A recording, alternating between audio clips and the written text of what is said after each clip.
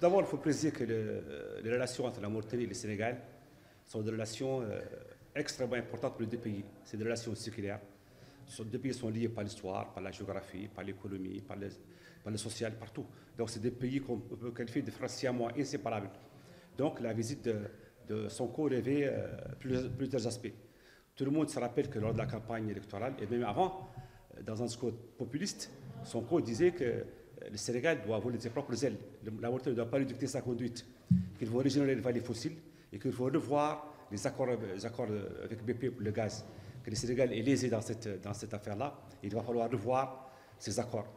Confronté à la réalité du pouvoir, il se rend compte que ce n'est pas aussi facile. Parce que les États ont des conventions qu'ils ont signées et il ne peut pas du jour au lendemain se dire non, ça ne marche pas, non, ça ne marche pas comme ça. Donc, pour revenir à la question de la Mauritanie et le Sénégal, sont des pays donc, liés par plusieurs facteurs.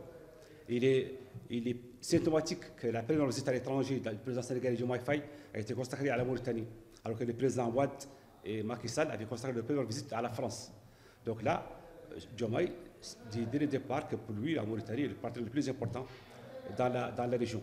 Nous avons ici je ne dirais pas des centaines de milliers de Sénégalais qui travaillent en Mauritanie. Donc, l'impact économique est important. La Mauritanie accorde chaque année aussi près de 500 licences de pêche aux pêcheurs sénégalais de Saint-Louis. Et la Mauritanie aussi profite du Sénégal parce que les bétails mauritaniens est acheminé régulièrement vers le Sénégal pour y perdre, comme la Mauritanie est un pays désertique. Donc, on y va souvent au Sénégal pour perdre.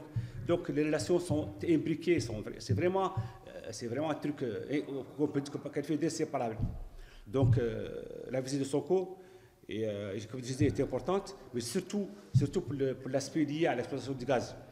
Il y a quelques mois, les deux pays avaient contesté la facture du BP qui a subitement passé d'1 milliard à 3 milliards de dollars pour de nouvelles charges. Les deux pays n'ont pas accepté. Ils sont toujours en négociation avec la compagnie. Et certainement que Sonko en Mauritanie va essayer que les deux pays coordonnent leurs efforts pour pouvoir faire plier BP. Et c'est ce qu'on attend. Bon, moi je crois qu'une visite d'un responsable sénégalais, de surcroît le Premier ministre sénégalais en Mauritanie, est toujours d'une très grande importance.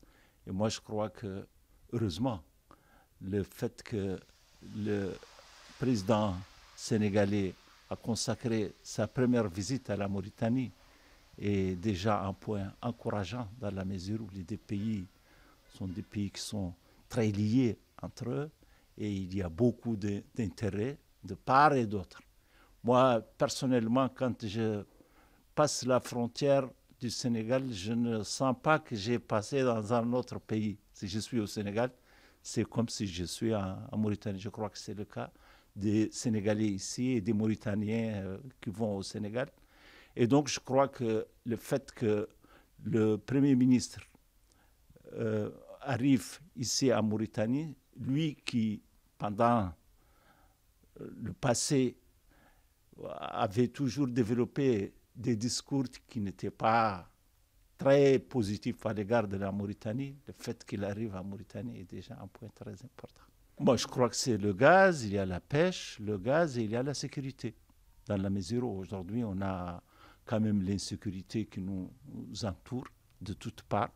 Et je crois que le Sénégal et la Mauritanie sont les deux seuls pays dans la région aujourd'hui qui sont encore calmes.